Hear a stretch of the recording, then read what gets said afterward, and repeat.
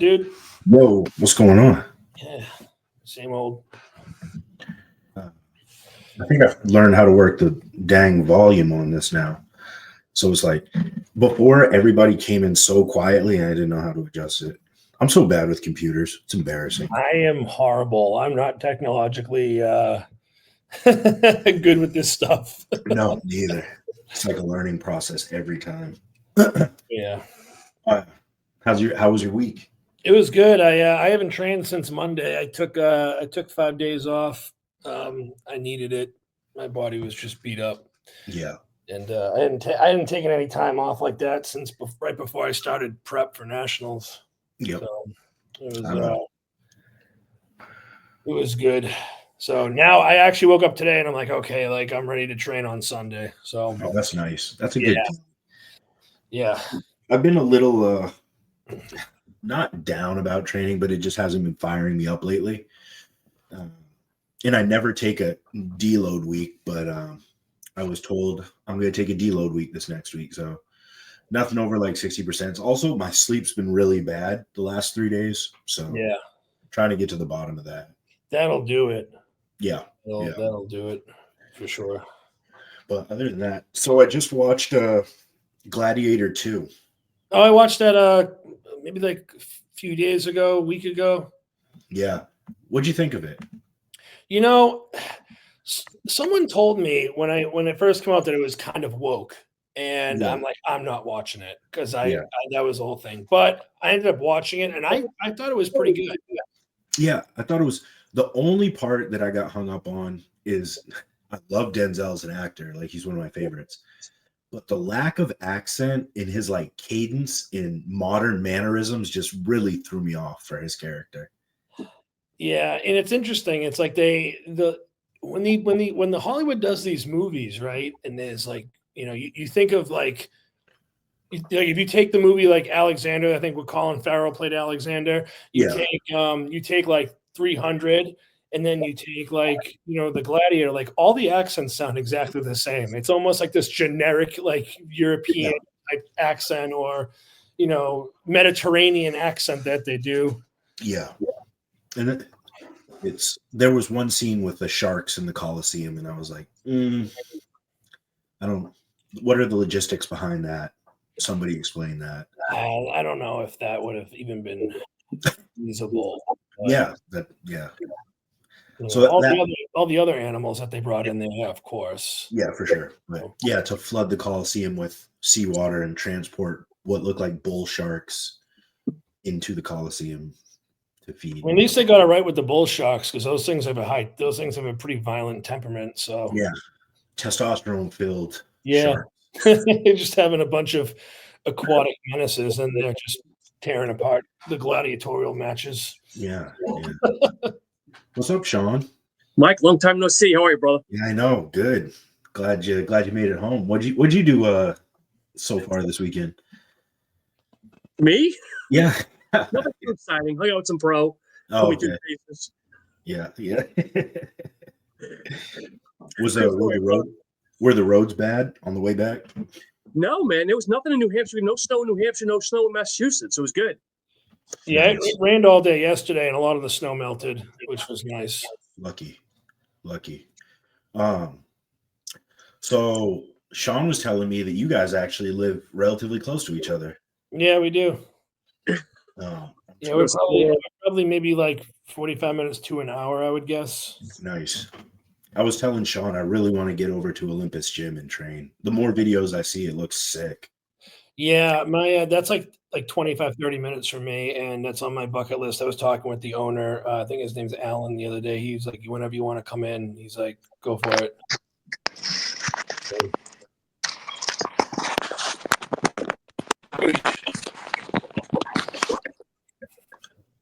There he is.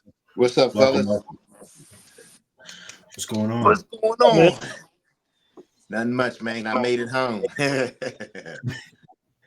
Hey, congratulations to your son. That's awesome. Yeah, Thank you very much. I appreciate it, man. It's definitely I can't believe I'm gonna have a kid in college. I remember being in college. You know what I'm saying? Oh wow.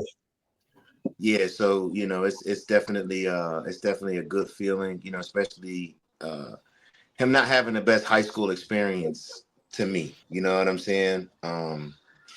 It's been a rough 4 years. You know what I mean? So for him still wanting to even go to college, man, I'm just happy about that. So thank you very much.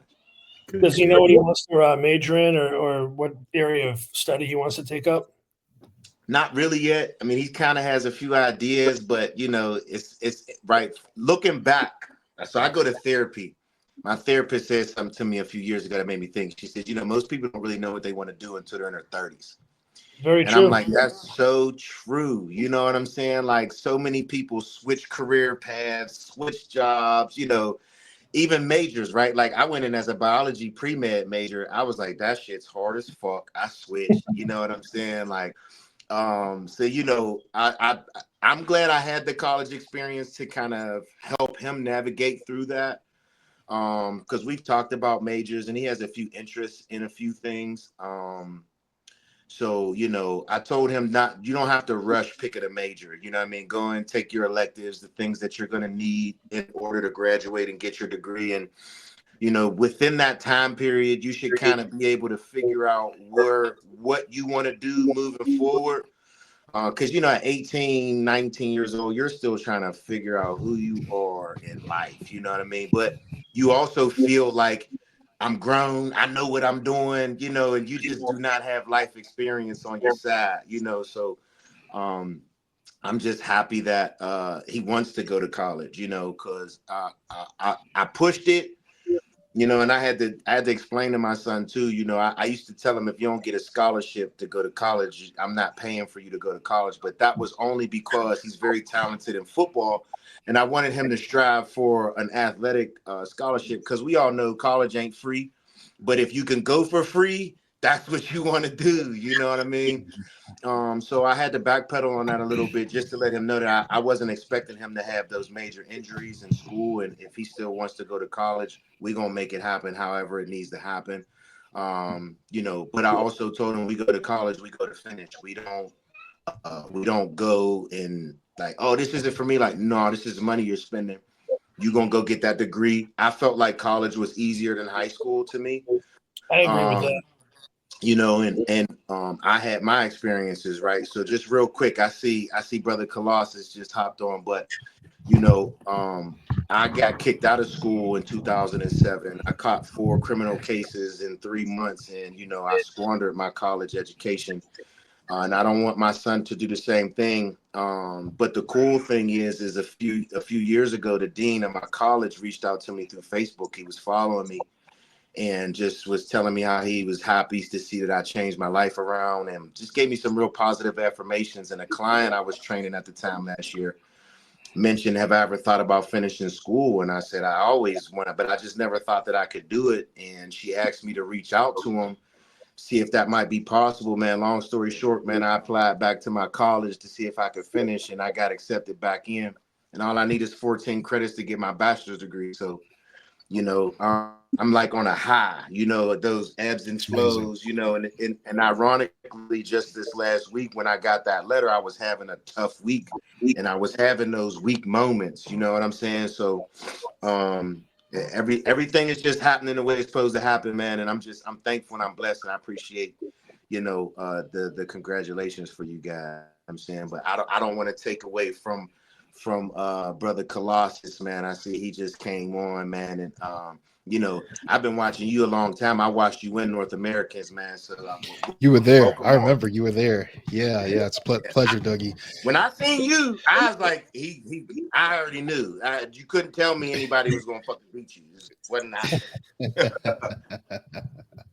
Yeah, What's welcome, up, Ken. guys? Welcome. How's it going, man? I've No, been man. good, man. Sean, I didn't expect Sean to be here. That's a treat, man. Dude, It's I good to couldn't see miss you, this, buddy. man. You're my boy from way back in the day. Sean is my dude. For those that don't know, before I even hit the national stage, when I was still, local level, Sean was one of the few guys that actually put that encouragement in me that, like, listen, you've got what it takes to take this all the way. And he actually interviewed me. That was back way back. You know, this was I hadn't even 22, touched the national stage. You know, so Yeah. Sean's always been one of my good friends, and he's a good dude. So Sean, I'm actually He glad saw you're the here, man. It's potential. good to see He you. saw the Yeah, potential. It's always yeah, dope when you see the potential in people, man. Like, and like you say, you'll never forget those people who saw yeah, what you could do before you even knew what you could do. yeah, Yeah. yeah, exactly. Sorry, I'm a bit low energy, guys. Usually I'm like the chatterbox in the house, but man, this prep is cooking me, guys. It's cooking me. It's all I could good. imagine. How many weeks out are you? Right now about 15 to New York. It's gonna be a good Yeah. show. Is Yeah. food getting low already? Food low, cardio high. Bro, everything is already here. Like food is low, cardio is high. I just got my plan last night. Andrew moving me to, high intensity stairs. So we did hit stairs a lot on North Americans. I was hoping I wouldn't have to do it again this time, but looks like we're back. We're back to, going back to the hit stairs, but this morning, I finished the off season completely at like 285. So I've lost about 10 pounds, Sheesh. and yeah. And looking at Already. the 275 today versus, when I was first going up, completely different. When your boxers are starting to Yeah. like hang. Oh, You yep, know? I know that feeling. Yeah. That's already happening. I'm like, damn, I'm 275. So the recomp is going pretty well, but Yeah. we'll see what happens. Yeah, now that I see your pictures, I recognize you from North Americans. You look nuts. Oh, thank you, When man. you- yeah. Were you there, Chris? No, I was not. I was not there, but I remember Okay. seeing like following the pictures from the show, and I was like, dude, I saw pictures of you. I'm like, I obviously didn't know who it was, and I'm like, oh, this dude won. I'm like, this is like a massacre Honor. type of thing. Honor. Yep. I appreciate it. For sure. I appreciate it. Yeah. When I met Ken at nationals this last year, I could not believe this man is wide as he is tall. Like I dapped you up and I was like, good God, like I felt like a child. Shit was standing between him and Doug. I was like, it's something's got to change here. I feel like I don't translate very well in pictures, right? Like because I'm very balanced. People don't realize that I'm actually wider than I'm actually look in person. So people are always surprised, when they see me. Because first they always think I'm taller than I actually am, which is not true. And two, I'm wider than I actually look. So people are always getting a little bit confused when they see me in person. They're like, dude, like you're like twice as wide as I thought. I'm like, well, I'm a bodybuilder. What do you want me to say? Yeah. Mike, I'm gonna lovingly throw you under the bus. And I think Kennedy, I told you, I said, Mike, why don't you drop it in New York Pro? He goes, I do not want anything of fucking Kennedy. He goes, I ain't one of that shit. I don't want no smoke. No smoke. Not yet. Not yet. Nah, honestly, with New York, man, obviously there's Olympians in the lineup. I'm not gonna come out here and say I'm gonna blow this thing out the water. They're Olympians for a reason. Honestly, what I want is if I get a chance to at least stand next to, the Martins, the Knicks in the lineup, and just see where I stack up. I think that's going to be the best case scenario for me. So how it is, like you first come out, if you're the group comparisons, depending on who you stand with in the group comparisons, like I would like to stand with them in the group before they even start the first call outs. Cause that way, they can already start the comparison there. Right. And that would give me a good shot to actually get into the first call out. Cause on the ground with bodybuilding, yes, people know me, but when we're talking about, the mainstream judges, etc., I'm still a no-name guy, right? So that's gonna be my best shot, I think, and that's what I'm hoping for. They do it alphabetically, right? Do they do the group comparison alphabetically, or it's random? Do you guys know? I think it depends on every show. By number, don't they? It depends on your Numerical number, right? Yeah, it's Yeah, it numerical. depends on your number. Yeah, so I we'll see. had a question out the gate kind of pertaining to this, right? So like Mhm. you say no name guy, but like you are catching fire bodybuilding media wise. Do you have any mental strain this prep comparatively to last ones? Like pressure, like outside pressure to some degree? Like, okay, you're catching some traction with your name. Expectations might be being set by others. Does that affect you at all? So I'd say like this answer is going to change as we get closer.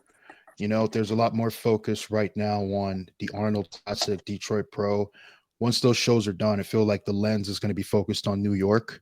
So as of right now, I don't feel that type of pressure. You know, with North Americans, I was the main guy to win like weeks out, you know, before getting to the show. Buys and tries, all those guys were posted me. So it was like, okay, I got to deliver. Here, the difference is that I'm not slated to win, right? But people want to see how good I can be. In my mind, of course, I'm prepping to win, right? That's you're not going to put yourself through this just to show up for, you know, second, third place. So I'm prepping to win. So I guess the answer is right now the pressure is not there, but I know that as the weeks go by, especially after the Arnold Classic in Detroit, I feel like the pressure is going to really, really mount. Because then we're like 10 weeks out, you know, we're 10 weeks out to the show. People are posting their updates, I'll post my updates, and that's where it's going to start, you know, it's going to start getting hectic. If you notice, even now, I've stopped posting online as much as I used to, just because like my Instagram page it's been going crazy lately. I'm like, I can't handle this. I just take it away, you know. Let me focus on what I got to do here, you know. I mean, Yeah. that's the good thing, man. Is to block it out because you know, speaking from my experience, I remember being extremely nervous, especially for my pro debut, because it's Yeah. like you say, we don't train to like not win. Like we go into Yeah. every show expecting to win, but once you become a pro, you realize technically I'm right back at the bottom, and I Yeah. got to work my way back up, and I have to show improve. And my goal is always to make top five. You understand? If I can Yeah. crack that top five, I can work with that. And then, like you say, you want to see how you stack up against the elites. And you know, you picking the New York Pro as your first show, nuts. Yeah. But Yeah. you also have the potential. You understand what I'm saying? Because most people don't Yeah. understand too. Just like at the regional level, at the pro level, there's tiers. You know, there are a bunch of shows you can pick from. And I Yeah. turned pro, I got some good advice from a couple of judges to just say, don't rush it. You know, like, so for me, I've always wanted to do the New York Pro, right? But I knew when I Yeah. first turned pro, I still had lagging body parts I needed to bring up. You know, I specifically remember one judge telling me when I turned pro, he's like, your arms got to grow. And I was like, yeah, and I don't like training arms. So I never trained arms until I became a pro. And I started to realize that as a pro, there's levels to Yeah. these guys that you're going to stand up against. And just like you, pictures and videos do you no justice. When you see a person, you're like, what the fuck? You know what I'm Yeah, he's saying? a big And it's motherfucker, the bro. same thing with the other guys. You know, I remember, I think I said it the last time, when I seen Akeem in person, I was like, how do you get that fucking big Rammy? You know what I mean? So Yeah. it's good to hear you have that mindset of I want to be thrown in there with the big guys, but I also understand like I just don't know how things are gonna go yet until I get Yeah. on stage and I'm standing next to these guys. But you got the And you, right mindset, and I also think you have the potential to crack top five at the New York Pro. yeah, and you hit the nail on the head. That's exactly my mindset. You know, like the scary part, and Mike, I think this is going to happen to you once you start prepping too. The scary part about your pro debut is it kind of sets the tone for your pro career, right? So you come into your pro debut. If you come first call outs, you're like a first call out guy at that point. You come third call outs, well, it's an uphill battle from there. I mean, look how many years it took Samson just to get to be a first call out guy, right? Compared to Andrew Jacked, right? Right out the gate, first call out guy, sponsorships, money, contracts, all that. So it's not Mhm. just the it's not just the placing, but the business potential that comes with that as well. So that's why for me, it's like this show is for me. I wanted a big show, one, because I needed the visibility, right? In this day and age, you don't want to go to a show that they're banning people, cameras, or Gilco out there. No one's there. No one even knew you won. Mm-hmm. You want a show where everyone can see it, right? In terms of, Yep. are you good or do you suck, right? Yeah. So that was the first thing. New York is home base, of course. I've actually never, my first time competing in New Jersey was last in 23, my local show to North Americans. So I haven't competed in New Jersey a lot. So that was kind of the reason why I wanted to pick the New York Pro too. My family can get to see me. Animal is here. They can support me as well. And you know, the cost is a little bit cheaper. I don't got to fly too much. So these are all the factors, you know, that I thought about. But yeah, the main goal is just like I said, I want to win, but if I can't win, then I need to be top 5, like top 5 or nothing. If I don't come top 5, it's a failure. You know, it's a failure for me. So, and the way I look at it, you can lose a show, but still be a winner of a show. You guys understand what I'm saying, right? Mhm. Like you can be the guy Look that at lost, Marty. but people exactly. Marty's a good Marty. example of that, right?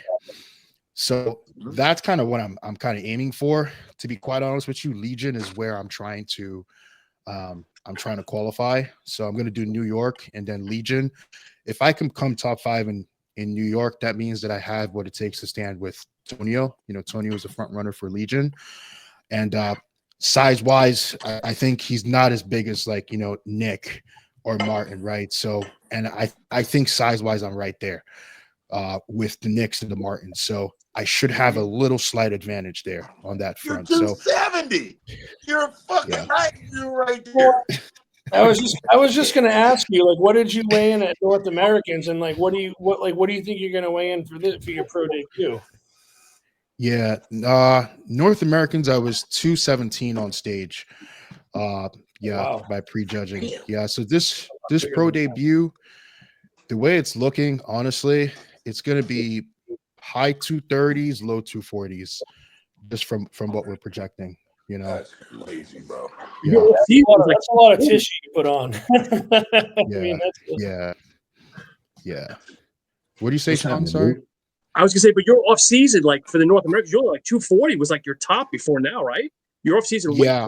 yeah. Yeah, 250 was the top range, and it wasn't a good 250. You know, it was very soft. There are pictures on my Instagram. Andrew did a comparison, but it was a very dirty 250, guys. It wasn't pleasant. But this time, So I got you a know, picture I'm gonna share. I feel you. So I got a picture actually. I'm gonna share in one of my next Instagram posts of my side tricep, and you can literally see how I've fixed my midsection and I shrunk my midsection. Because, like you said, a couple years ago, when I was training for the Olympia, I was eating every motherfucking thing, everything on my plan, everything in sight. I didn't give a fuck. I was scared as shit. I'm like, I'm about to get on the biggest motherfucking stage. I gotta grow, and you could just see my midsection just expanded, and it took a lot when I cut down. So as I've gotten every off season, I've done my best to have more nutritious meals than the dirty meals. You know what I'm saying? Like yeah, I had that Lee Priest approach. Like he would be like, I would eat all my meals and extra shit.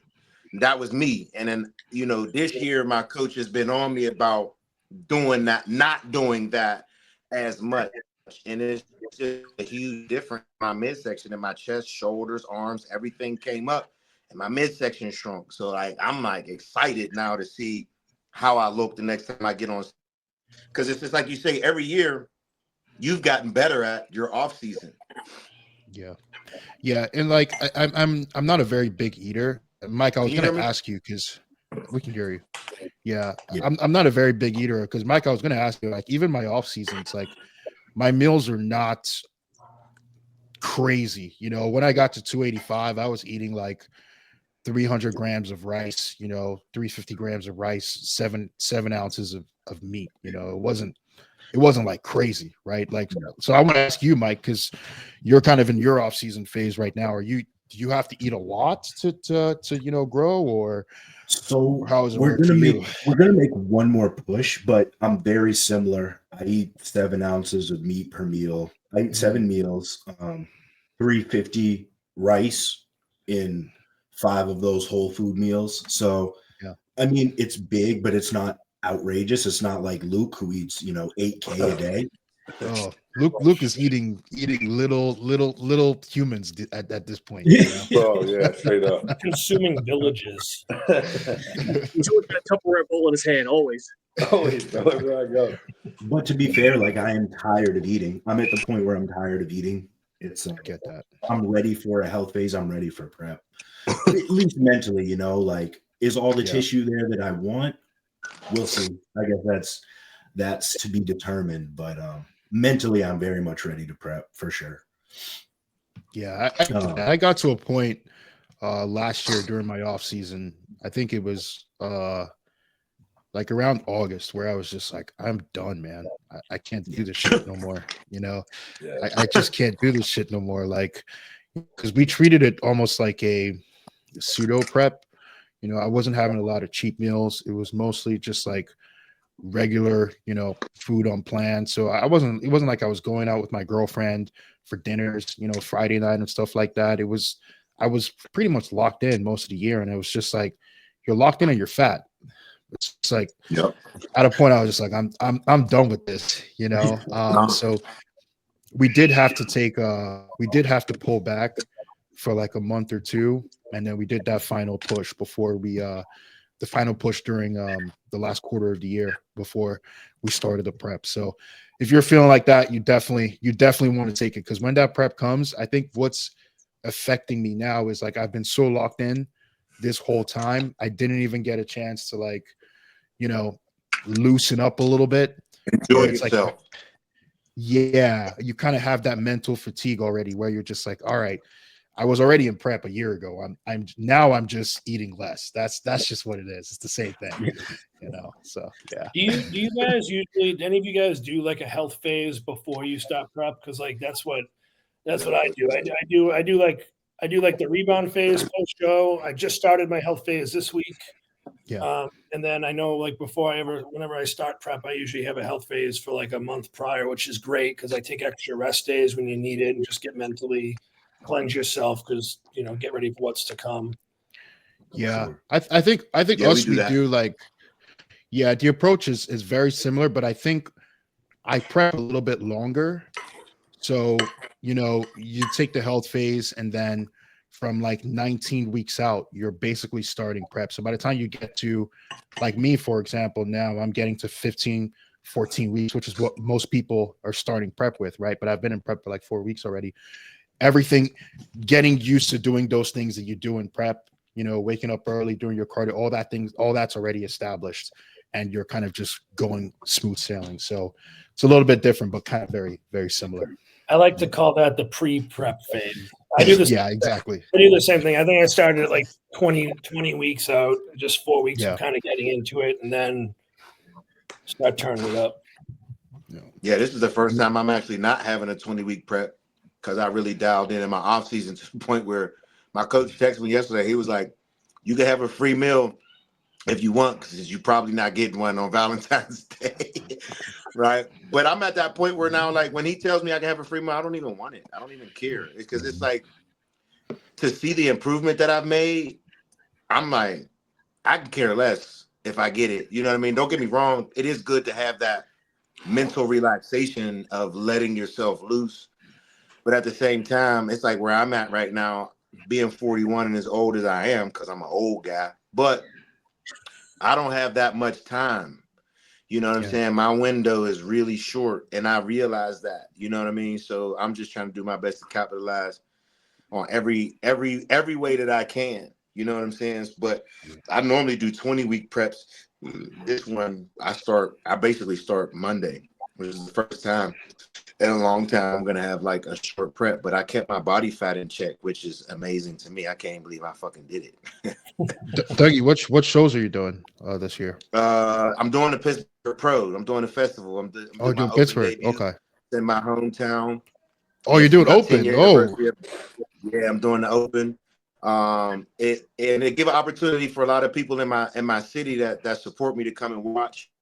It's also going to give me an opportunity to share the stage with Nick and Marty again. We all turned pro together, and Nick took first, Marty took second, I took third in the overall. We're all Olympians. You know what I mean? I think it's just going to be something cool for me to do, and my goal is to get up there and look like I belong, and get ready for either Chicago or New York right after that. okay. That's what's up. And you got Masters in Japan, man. Yeah, that's the end goal. Masters in Japan. Mm-hmm. So Ken, you're sponsored by Animal. I watched their series. I watched their series Animal House. Did they approach you to do Animal House at all, or did you not get the call? Oh no. It's not like that. Like Animal is. Let me just say this: since I've joined Animal, I guess I don't have enough experience with different supplement companies, but my experience with Animal has been nothing but stellar. Like these guys treat us like we're royalty. They really go above and beyond for their athletes. The reason why I wasn't there is just basically, dude, man, I got to work. Like they want to put us all in a house for a full week and take videos of us. I'm like, yo, I got to work a 9 to 5. Like I can't be here, So that's the only thing. Like, when you do cool events like that, like, I'm not in a position where I can just, take 4 or 5 days and just show up and do those things. I have a job that I have to do. But I'll be at the Arnold. So with the Animal team, so any cool things that they have, I think they're sending us the itinerary for some of the things that they're planning to do. So I'm sure there'll be some content that they'll make with that. But yeah, I was bummed I missed it, man. I was bummed I missed it, but it happens. Yeah, it's a cool idea. I like it a lot. They do really good social media stuff. Like I feel like Animal has stepped back up over the last couple of years and really come back at the forefront. Your social media is really good too. I've been trying. Like, you seem to dial that in, like the In the Dungeon series and like the other stuff you have going on, man. It's really impressive. I suck at social media, so when I see like what you and Doug do, I'm always like, damn, that's so dope. I'll tell you a story because it's public now. So prior to North Americans, a week or two before North Americans, I was in talks with Hostile of joining the team. I think Fuad has already said that publicly, right? At the time they were looking at budgets, they were, reallocating budgets. I think Samson's contract was coming up, renew, and I think Sam Sulek, they were trying to get Sam Sulek, so the budget was thin, so there wasn't that much. But there were a couple of questions they asked me during that specific time, and to be quite upfront and honest with you, I realized that the supplement game has changed. In other words, as an athlete, it's not enough to just be a good bodybuilder anymore. They asked me, okay, you don't have many followers. I think I had like maybe 3,000, 4,000 followers on Instagram at the time. You don't have many followers, not a big deal. But like, do you have YouTube? No. Do you have a TikTok? No. You do any kind of, regular appearances, on a series, YouTube, or do anything? No. All I do is I'm just a bodybuilder who competes. So it's like, right? So I wasn't really bringing much to the table realistically, at that time, outside of my potential, and potential is fuck all if it doesn't deliver, right? Yeah. So that was when, for me, after that talk, I realized that like, if I turned pro in North Americans, I needed to change something because being a good bodybuilder is not enough in this day and age to kind of make any kind of income within this industry. So When I won North Americans, first off, no one was calling my phone. Because of my talk with Costal, I realized that the worth that I had wasn't that much, like in terms of the industry. So after I won North Americas, I wasn't getting like phone calls. I think Joe and I have talked about this. Joe won USA's. You wake up the next morning, you think, oh, my phone's gonna be, there's gonna be a request. Crickets, nothing. I'm like, damn, man, I put my heart and soul into this shit,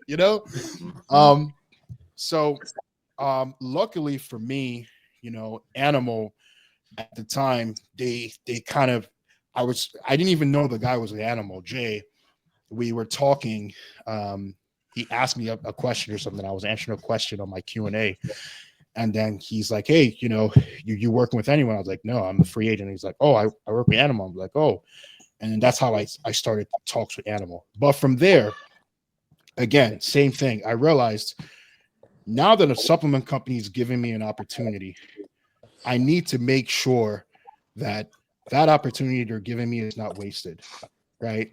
So I started my YouTube from there, doing the In the Cave series that you see, the Fit Nation podcast with Beatty. I started doing that, being a frequent regular there, just to put my face out there, and people can get a feel for who I am. And then my Instagram, of course, there's a difference, right? Like your Instagram is a portfolio. It's not like Facebook. Oh, look at my dog. Look what I got my dog yesterday. It's not that. It's a business portfolio. Anyone that tells you otherwise is stuck in 2010, realistically. So I realized that, okay, this needs to be presented in a more professional format. So whoever sees this, that's maybe not a bodybuilder, at least says, wow, this, from face point blank range, it looks good. So I really started putting a lot of work into that stuff. And, I've started to notice that just by doing that alone, like I said, I don't have 50,000 followers on Instagram or my YouTube. I think I have like maybe 5,000 subscribers. It's nothing crazy, but the return That's good. That was good. I don't even have a YouTube. I have one, but I haven't made it active yet. You're missing the big picture, though, brother. Look at where your YouTube channel was maybe 6 months ago to where it's grown. 5K may not be a lot, but from where you started to now, you've got huge growth, bro. Yeah. And if you're, the way I see it, if you're going to do anything, do it well. That's the advice that I'd give anyone that watches this podcast. If you're going to do something, do it well. Just make it professional, make it look good. No one wants to come on here and, listen to your podcast. And for example, I see Mike, you got your mic set up, everything. They don't want to have shitty audio, right? They want to hear you. They want to hear you properly. They want to hear everything. So like, if you're going to do something, I'm of the mindset that you have to do it well. And that's where you start to see return in a lot of stuff. So that was just the mindset with the whole thing. I'm trying to do it well, but it's still pretty fucking shitty. It's difficult. Because you said, crack 200 subscribers. Yeah, and you also have to be consistent, right? Like it's consistent. You also have to do it enough to be consistent, and then figure out ways to be creative to catch an audience. You know what I mean? Yeah. And it's not easy. I'm glad you talked about that, because I always get people to ask me, how did I get my sponsorship with Axe and Sledge? And it's literally just being yourself. I also think sometimes people overthink what companies are looking for. And when you're not being yourself, it's difficult to be organic and authentic. Yeah. So people can see through that. And if you're not organic and authentic, people aren't going to watch you, and they're not going to really care about what it is that you do. I mean, and like you said, you're not doing anything different other than prioritizing that and focusing on that. And because you're a phenomenal bodybuilder and a person, we all think the same. Whatever I do, I want to be good at it. If I work at McDonald's, you gonna know when I'm working, because them Big Macs and them quarter pounders is gonna come out looking like the commercial, because I don't know no other way. You know what I'm saying? Like, whatever I do, I want to be great at it. I don't want to just be good. So if I'm gonna, like with my Instagram, it's funny because I was telling one of my clients yesterday that I changed my Instagram up, the sequence and how I post maybe like 3 years ago. So I always try to post picture, video. And she was like, she noticed it and recognized it, but she had no clue that I was doing that on purpose until I told her that. And I'm just was like, because it kind of gives my page a little bit of a different look as opposed to some other people. It'll make it look more professional. You know what I mean? So when I hear you talk about that, that's exactly how you want to look at it. Instagram is basically your channel, your portfolio to the world of Yeah. who you are and whatever you want to share. You know what I mean? I try to be transparent a lot with mine just because I know a lot of people people look at me as a professional bodybuilder and I know they see me in a different light, but I'm a regular dude. I put my pants on like everybody else. I bleed like everybody else. I go through hardships like everybody else, and I'm not afraid to be transparent in a lot of my moments that I go through, because that also makes me more relatable too. You know what I mean? Like a lot of people are like, oh, wow, like you really are like a regular. And I'm like, yeah, I'm regular. I ain't no different than you, but I'm not regular in the sense of bodybuilding is not regular. If you're a builder, you are not a regular person, because to do what we do is very difficult. You have to think of bodybuilding as, I'm not making much money from it. I'm able, thankfully, with Animal, my sponsors, and Gasp, I can at least there's something coming in to offset the expense of bodybuilding. But you have to look at it sort of like a business. You're running your own business, right? So what I mean by that is, it's not enough anymore to, as a bodybuilder, you can do your workouts. You got to learn to edit videos, or you're gonna have to keep paying someone to do it for you. You know what I mean? You got to learn to do that stuff. Unfortunately, you got to have some kind of professional setup, like get yourself a camera, even if it's your phone, at least make sure things look decent. It doesn't look like it came out of a potato, like a Nokia or something, Yeah. These are things no one talks about, but realistically, there's a reason why influencers make a lot of money and competitive bodybuilders don't. These are some of the little things. Like, even myself, I know I'm not comfortable enough, or I don't have enough time in the day to do this, but like a typical body, like Regan Grimes, for example, part of what made Regan blow up so much was the daily vlogs he was doing back when he was coming up. It wasn't necessarily his bodybuilding prowess, that kind of a line, and things kind of started to blow up from there. But it was the other things he was doing alongst the side that kind of gravitated. And Regan's one of the richest bodybuilders today, regardless of what his placing is on stage. So that's just my advice to people watching this and bodybuilders coming up, because I spoke to Timo, the guy, the middleweight at nationals. This was the same advice I gave him, because Tofik, he's a friend of mine, dude. Yeah. This is the advice I gave him, because like I said before, you can lose a show, but you're the winner of the show. He was the winner of nationals, realistically. Yeah. And I told him, I said, at this point, you're at an inflection point. Now is the time you need to start doing these things.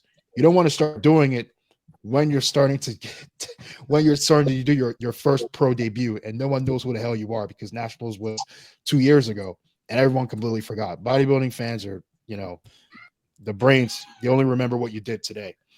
So these are the things you need to start doing right now, so that when that time comes, as well, because that's what I did. That's what I did. I set all this stuff up, this entire infrastructure up during the off season, so that now, as I'm going into the show, I have my videographer. We're doing, like you said, a series. We did the off season. Now we're doing a prep series.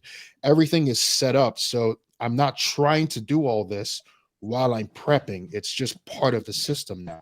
Yeah, because editing, like you talked about that, I always tell people I got a videographer, and when I use them because I hate editing.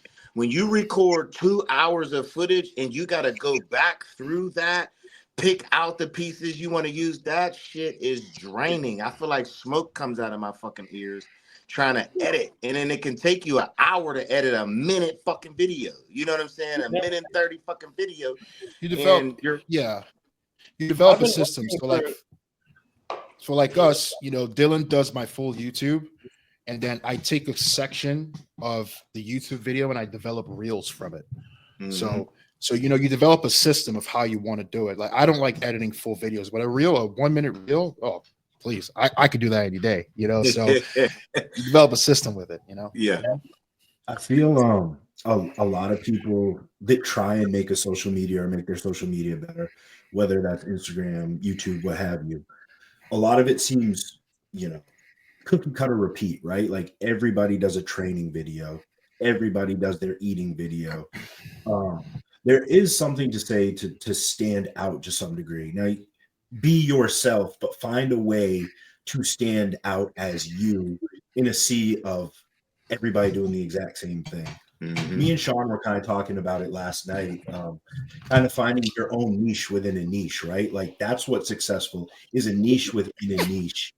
So one thing I would just add to people who are trying to make their socials better is 100% be you, but find what makes you you and capitalize on that. Like I'm a real big fan of Marty's socials now. He does I think he's probably the best in the IFBB right now with social media. And he's always been good. It's just now more people are tuned in because he stayed consistent. Real quick, Marty is like one of my really good friends. And, for like, I remember the first time I met him, I was a huge fan. I didn't even know he knew my name. I've watched him this entire time. When people weren't talking about him 2 years ago to now, it's like an amazing thing to watch. You know what I'm saying? Because even when people weren't paying attention, he stayed consistent. He was still doing those same videos, but now more people are paying attention. And it's just dope to see. He's very good at so the other day he posted a video of him shopping for houses in Texas, right? Yeah. I watched that. That was pretty cool. That's cool, right? Like that's a completely different angle. Like you can sit down with your girl who's maybe not into bodybuilding, and you guys can sit there and watch a video that might entertain her because it's like you're watching House Hunters, it's finding these niches within niches to be successful, and he is really, really good at it. I applaud him. I'm gonna see if I can get him on coming up soon. I'll shoot him a message today. We could definitely set that up. So the next thing. Go ahead, Sean. Go ahead. We've talked about this offline, Kennedy. That a lot of the supplement companies, they announce a big signing, and that's it, done. We just signed Jim Jones. Yeah, that's it. But the fact that the animal is utilizing you, because I know a couple of times I send you videos and you don't even know you're part of them. You just saw the video. You're like, which one? And I love that. Yeah, that's another aspect you hit on the head. Like with the marketing thing is, some supplement companies, if they sign, they expect the athlete to market the supplement brand, but that's not how it works. The athlete you're taking the brand of an athlete, your image, and you're using it to legitimize. Maybe legitimize is not the word, but supplement your actual company, right? What your brand stands for. So, for example, if you use Hostile as an example, you can sign Marty, and Marty's doing all this stuff.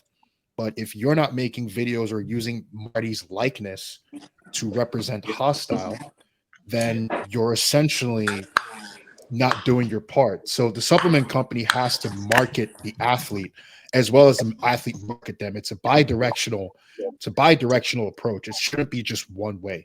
And I think that's where a lot of supplement companies, especially the smaller ones, they tend to really fail with that. Well, it should be with supplement companies, it should be looked at as a relationship, I mean, it's just there's some of these influencers that their brand image by themselves are bigger than some of these supplement companies. Right. Yeah. And so when you're signing the athletes, it's like, okay, this is what we're bringing to the table. What can you bring to the table? Then what can we utilize with what you're bringing to the table to help market you and our brand at the same time? That's like the main goal you want to focus on. Those are questions to ask too when you're actually signing a contract. You want to make sure they're actually going to use you as opposed to just getting either a paycheck or show reimbursement or free stuff every month. Exactly. And you should actually like the products. That's one big thing with me. You know what I'm saying? Like I was real big on that. And I was using Axe and Sledge before I even became a sponsored athlete because I was very familiar with Seth, and I knew when he started something, it was going to be dope. Because when he was with Black Labs, he would always do supplement reviews, and I used to learn a lot about supplements just by watching his YouTube. So I'm like, oh, if he's starting his own company, I know it's legit.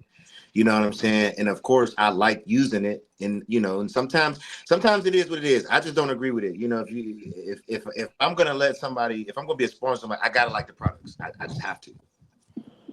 Well, that's an integrity thing too. People can see when it's bullshit. Yeah. They go, oh yeah, take this pre-workout. It's really good, and then they're not taking it at all. Yeah. Like the supplement company I'm sponsored with they're in massive supplement company. They're absolutely incredible, but they are terrible with social media. But their products are top notch, and I mean that's why I still stay with them, just because I believe the products.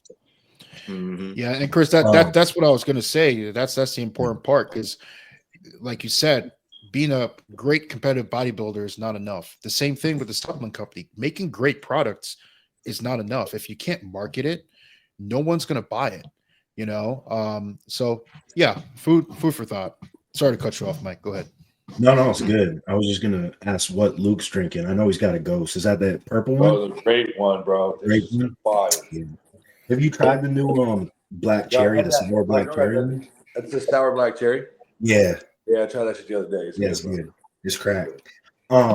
In the group chat we were talking about, and I'm not gonna mention his social, but a specific coach who has about 4,000 followers that has recently been bashing other coaches for clout to get up his own coaching.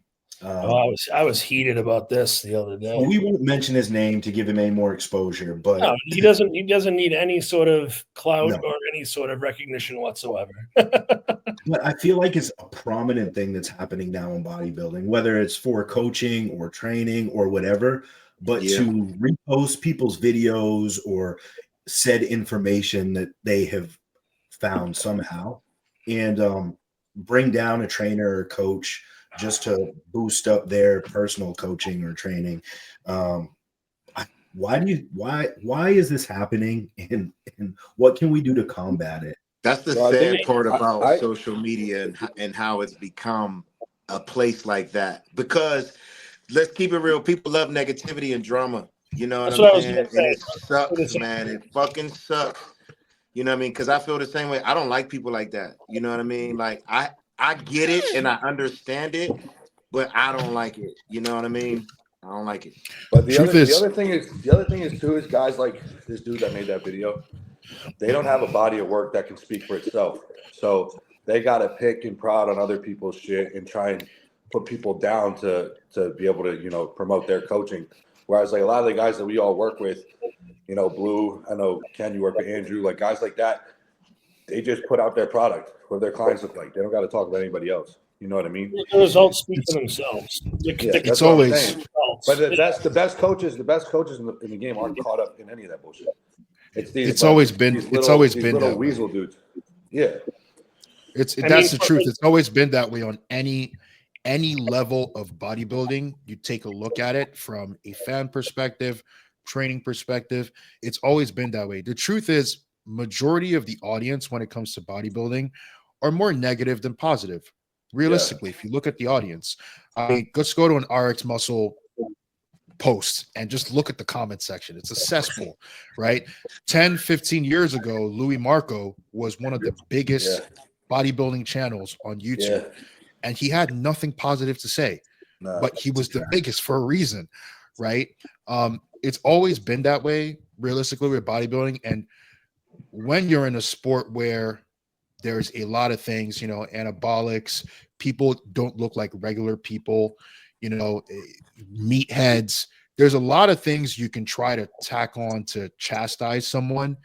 It makes you a very easy target, for people to kind of just like criticize you or knock you down. And a lot of people do that. That's just the truth. The only thing you can do about it, and me, myself, I know I do this these days, is I don't follow those channels. I don't even look at those posts for those people to do them.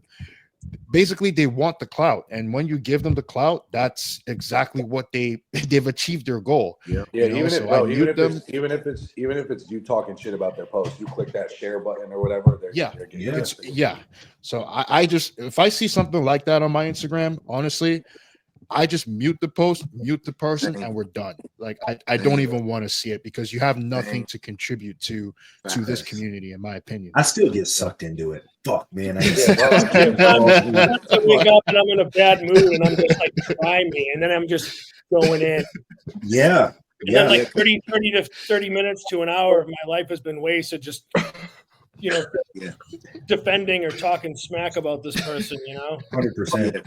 Yeah, But I had that's to the unfollow somebody reality of because of social that. media. Yeah, I Oh, just don't.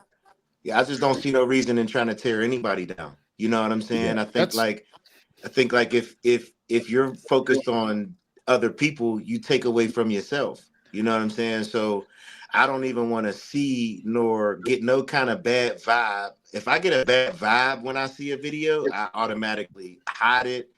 You know what I mean? If it's somebody that I follow, because like I said, I don't want to say this person's name either, because I just don't want to give somebody that kind of attention. But I had to unfollow somebody on Instagram that I liked. I felt like was a good. I don't think he's a bad person either, because I met him in person. He's a cool dude. I don't like his content. I don't like that. I don't like that tearing other people down. Yeah. Thing that drives social media. I just can't get with it. That's just Yeah, the reality of social media, though. It's easier with anything in life. It's easier to destroy than it is to create. It takes time exactly. to motivate and be good person on there. And it's not always the most catchy media that you're putting out there, the most catchy content. I mean, think of it. Like you could be doing awesome at your job. You don't get any pats on the back, but the moment you screw up once, they're on your ass about it. It's the same thing on social media. It's much easier to just go in there and be like, I'm here for the comments, and just watch everyone just tear each other apart, as opposed to actually being positive. Positive is That's what, fun. and that's why I think Samson. I know even this was before he became Mr. Olympia, but I think everyone can take a leaf out of his book. He was the most loved guy online, and then the Milos thing hits, and he's being dragged through the mud. His wife is being dragged through the mud, and he lost it at one point, right? He came out publicly, and it wasn't good. But look at Samson today. You can say whatever you want. You can make whatever video you want online. He's not going to respond. He's not even going to acknowledge it. And I think personally, that's where people need to go. I mean, I was looking at the other day, some guy, some YouTuber posted a video that Tonio has SEO in his delts and all this stuff. I saw that one. And Tonio responded, and it's like, bro, why the minute you respond, you legitimize this guy. Well, You know what I mean? I always admired and respected that Sam Sulek kid because of that. Because he's young as hell, and he got dragged through the mud from jump, and he didn't even entertain anything, bro. No, the whole time. No. Like he just kept doing his thing. He didn't respond to any video. He didn't comment on anything. He just kept doing exactly what he was doing. He didn't switch up, nothing. But he was getting, because that's what they ripped by want. everybody. I know. That's what they want. Kid, and it was impressive because the kid's like 21 or whatever the fuck he is. Yeah. But like even him at his age, he was able to like not let that shit get to him, and because it is hard to not respond sometimes. Yeah, I know. Sometimes I have to catch myself, because I've done that. Sometimes people say things about you, and you just you react instead of think first. You know what I'm saying? Because sometimes you feel like you want to, in a way, you want to defend yourself. You know what I mean? And you're right. When we do that, we do give somebody that light that they're looking for, right? Because sometimes somebody could just be trolling you just to be booming. And it's like, and you might have just played right into their plan instead of just ignoring them. You know what I mean? Yeah. I'll get DMs sent to me all the time of people I don't even know that are just saying whatever. And I like to just leave them on red so it says I've seen it, but I never reply. And then they just keep going. They keep going. And it's like, now you just look like a clown. Yeah, exactly. Because you're talking to yourself. Yep.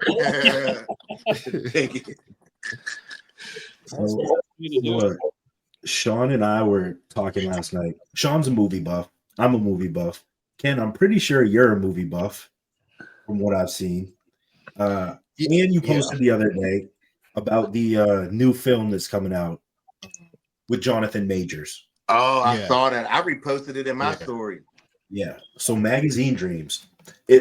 I mean, I'm gonna watch it for sure because I'm a big Yes. fan of Jonathan Majors and it looks dope. But what do you as a movie that's probably going to be seen by a lot of America, like do you think it's gonna shed good light on bodybuilding, or is this gonna It's gonna it's gonna show the truth realistically. It's no different from the way I see it. It's no different from the kid who's in the hood trying to make it to the NFL. There's only 0.1% of people that actually do that, right? Like, I think the movie is based on, for people who don't know, it's based on Jonathan Majors that stars in it, and it's basically set in, I think, the 90s, right? When magazines were at their heyday. And it's about a bodybuilder that is trying to essentially make it, right? Turn pro, and then he's going to get all the magazine contracts, and you know, he's going to change his life. Is that story much different from anything that we have all thought at some point in our bodybuilding careers? No, that's Is real. it that much different? Right? You know, the first time you start bodybuilding, I said, you know, I want to be a sponsored athlete. I'm going to make all this money. You know, before the reality hits, of course, you know, I'm going to make all this money. I'm going to be a pro. I'm going to be a Mr. Olympia, you know, tossing heads with Phil Heath and all them guys. It's like everyone thinks that way, you know, till you start going through the actual process and you realize it's only a very, very few fraction of people that make it to that level. So, in my opinion, I think it's good that the movie's coming out. Listen, everyone at this point knows, because the one thing you could say is, okay, he shows like the use of anabolics. Is that news these days in bodybuilding? That's like, it's common knowledge, you know. And like, that's I don't the think only anything. reason why. No, that's real, and that's why that was the only thing I wanted to touch on. The only thing I don't like about that stuff is I hope that they. What I always tell people, bodybuilding made me pay more attention to my body. And I think that more people should take that away from anything else, right? Because in my approach, I never lie about it, but I also don't broadcast it because I'm an adult. I can make adult decisions and I can do things as an adult. And I have a responsibility to younger people in the younger generation to not lead them down a way that they may see me, but they don't really have no clear understanding of what it is that they're doing. And I wish that there would be more dialogue in There that is. aspect of anabolics. You know what I mean? Because most people look at it like, oh, I could just poke myself in the butt and look like you. And it's like, nah, bro, that shit don't work like that. And if you think that's how it works, you have a misconception of bodybuilding. Not as what got me into bodybuilding. It wasn't even about the anabolics. It was that work ethic that you need to get to that level. And it's like you said, it's like that with any sport. I have friends that played in the NFL, right? And they didn't become Tom Brady and they didn't become all the people that they see, but they got a different experience as an NFL football player. And my one homie said there's only 1 or 2 millionaires on every team. Everybody else is a thousandaire, but they live like the millionaires. And that's the difference between. That's what people don't understand and don't get about the NFL dream and the NFL lifestyle is everyone thinks it's like that. Everybody thinks it's like Nick Walker, Keon, and Samson, but they don't know the story that goes behind that. How those people became who they were to get to where they at. And that's what this movie can kind of show people is it's like there's a couple sides to bodybuilding, but I like having the dialogue in regards to the PEDs and the anabolics because people look at it like people just don't have a good understanding of it. So I was going to see the movie at Sundance. I was actually going to see the movie at Sundance when it's supposed to come out in 23. And then he caught his case and the movie closed. So there was a whole synopsis on the movie. I read the whole thing. Basically, it's not even the focus on the movie is not even any anabolics at all. It's basically the focus is not even about bodybuilding. It's basically a guy going through fucking life, and bodybuilding is his way. What he does. It's his way to kind of get out of that sticky situation that he's in, you know. But so I it's think like it's one of those. Sorry.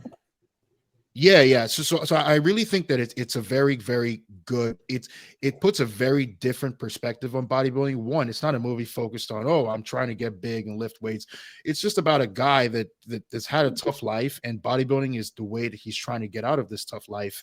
And of course, when you go through it, you realize that not everyone makes it to the top, right? And reality kind of sets in. So I think it's a different perspective that I think bodybuilding needs realistically, because people don't see that aspect. They see a lot of body, especially online, like you said, 1,000 years living like millionaires. You see people online, they're posting expensive cars and all this stuff. They're in debt, man. A lot of these guys are not making the money that people think that they are. So yeah, I'll leave it at that. Chris. No, I was going to say it's just one of those. It seems like one of those movies too, where it's just kind of overcoming adversity, and Exactly. that right there is huge. I mean, I wonder how many people in the bodybuilding community that will literally say bodybuilding saved their life. Yeah. There's a lot of them that have come out and been like, "Oh, I'd be either in jail or dead or on drugs." He's like, "Bodybuilding literally That's saved me, the epitome of me, bro. Yeah. It built a path. I watched the trailer and I low key got like kind of emotional, like just because it kind of speaks to all of us in a way. You know what I mean? Yeah. Like, I'm not saying I was there like sobbing and like by the end of it, but a part of me was like, damn. I wonder if I know Breon is in it and Mike O'Hearn is in it, but I wonder if they used a bodybuilder at all to, kind of relate to scenes. Like, is this kind real? of what goes down? Yeah, exactly. Like, is this relatable, or was it just a director that like really just shot from the hip? Yeah.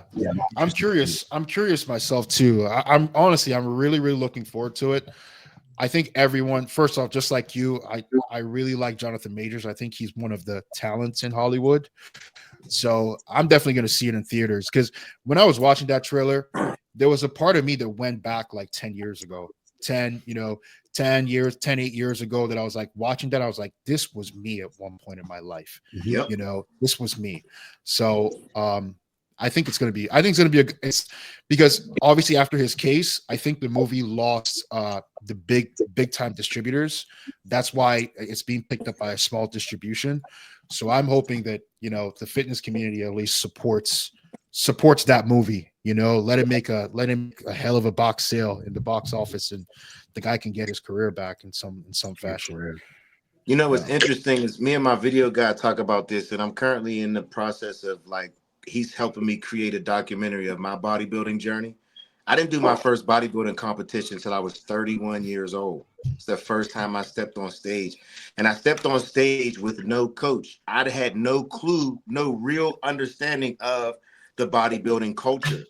I watched Generation Iron with my dad, and my dad was trying to get me to bodybuild for years, but I never considered it. And I used to make those ignorant comments and those ignorant statements. I ain't putting on no panties, getting in front of strangers and posing. I was very ignorant to the culture. And at that time, bro, when I decided to give bodybuilding a shot, it was literally just something to keep me going in the gym, and also giving me something to strive for outside of my regular daily life. Because a lot of times working a job in a 9 to 5 is very boring and monotonous. And a lot of people become older and they become old, and then they stop moving, and then life just passes you by. Next thing you know, you're 50 years old, you can't move, your stomach is hanging over your fucking jeans, and life really becomes hard at that point. And I pride myself in being able to get into the sport of bodybuilding and learning about the culture. And what, like you said, Mike, like watching that, it was so relatable to me. And with our documentary, we're trying to do the same thing. Whereas I didn't grow up always wanting to be a bodybuilder, but at the same time, this is the path that I'm on. And it's just anything that is relatable to people, it humanizes it. And a lot of people look at bodybuilding as a taboo sport, and a lot of people look at it as either negative. Like, a lot of people think we're gay. A lot of people think, a lot of people think we're stupid, like we're really like meatheads. But I know bodybuilders that are doctors and professional lawyers, and there are a lot of people who are bodybuilders from all walks of life. You know what I'm saying? And when people get to see bodybuilding in a different light, it can humanize it for them. You know, I have friends that literally be like, I never even watched bodybuilding until you got into it. It was a world I was not familiar with. I didn't care for it. And they're learning things from it, you know. So I'm very excited to watch it from that standpoint, because for my North Americans, bro, I was getting up at 3:30 in the morning to do my cardio at 4. I had work at 5:30. I got a 4-hour break in between. That was when I went to go train. If I was lucky to get a nap, I'd get a nap. I'd go back to work. Then when I get off work, my kids got activities. I got family shit and or clients. And then sometimes I'm not getting to bed till 10, 11 o'clock at night. And when I won, I couldn't fucking believe it. I could not. You know what I mean? I was like, this is fucking crazy. Like, how did I do that? And, you know, when I got interviewed by Giles after the Toronto, he was like, what? You was doing? Bro, I did that for weeks. You know what I'm saying? And it's draining. So, like, to hear you, Ken, too, talk about, like, you got a job. And bodybuilding is a job. Eating is a job. Eating your food on a day-to-day basis is a job. Working a job on top of another job, and then training is also another job, because to train to the level of intensity, you have to create new muscle tissue to continue to progress every year is not fucking easy. You know what I mean? So I'm like, I've been doing this shit for 10 years. I've been living in a bubble for 10 years. I can't even believe it. Because when I first did it, if somebody told me I would still be doing it 10 years later and I'd be a pro, I'd say, what kind of crack you smoking? You know what I'm saying? Because this isn't nothing easy to do, but we, Luke, Chris, Mike, Ken, we make it look easy to other people. Yeah. A lot of it's second nature now. It's almost like breathing. It's like I wake up, I get my meals in, I do my cardio, I do my training. You know, everything's consistent. You don't now. think about it. Yeah, it's automatic. Luke, you in Pittsburgh? Oh, yeah, I'm in Pittsburgh till tomorrow, bro. I seen his big ass yesterday. Kennedy, it's been a year and a half. It's been like a year and a half since people have seen you on stage, give or take. Like, besides overall size, there's something specifically you worked on to improve, or overall body, or what changes are people going to see in you, brother? Yeah, that's a great question, Sean. So, first thing, of course, the size is going to be. I think that's going to be the most apparent thing starting. Second will be, North Americans. I want it through and through, but looking at the pictures, I'm like, okay, I think my back can come up. So we spent a lot of time this off season improving my back. So there's going to be a lot of improvements from the rear coming into this show. And then the third thing is just my posing, my confidence, charisma on stage. North Americans, if you look at my prejudging, the Gilco video, they're like, you got 10 seconds, get off the stage. And I'm like, oh shit, shit, I gotta hit my poses, like that fucks me up too, man. so I'm a lot more I've grown a lot more as a competitive bodybuilder, being comfortable on the stage. So I think those are the three things. But the most important thing, I think, Sean, that people are going to see is the size. Someone putting on 20 pounds, 20, 30 pounds from their previous show is going to be a very stark contrast, So, I think that's mostly what it's going to be. To stay along those lines, there was a question that somebody asked the podcast and I'll have all of you answer this, but we'll start with Ken. At what point in your career did you look in the mirror, and instead of being like, okay, I'm trying to get to this place, at what point did you look in the mirror and say, oh, I have that pro physique, or that pro physique is there, I just got to show it? Do you remember a specific time? Yeah. It was Nationals 22. I had lost Nationals 22. I remember that. Yeah. Yeah. I came off the stage, my girlfriend's there, and I'm about to burst into tears. It was a really hard show for me, and I was like, fucking done. Like, fuck this shit, And I go online on Instagram, and Suleios and all these guys are posting me, and the competitive photos had come out, and I'm looking at myself, and I'm like, that's me.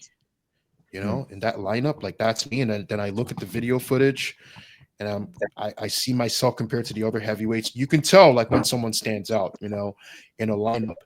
And I'm like, yeah, I lost the show, but like if I was more conditioned, this would have been an easy win, because I get off the stage, and one of the judges comes to the back, and he shakes my hand. I still don't know the judge's name. He shakes my hand and he tells me, listen, you lost this show because you weren't at your best. You lost the show because of you. It wasn't that these guys were better. He's like, your physique is an overall winner physique, period. So come back in condition and come get your pro card next year.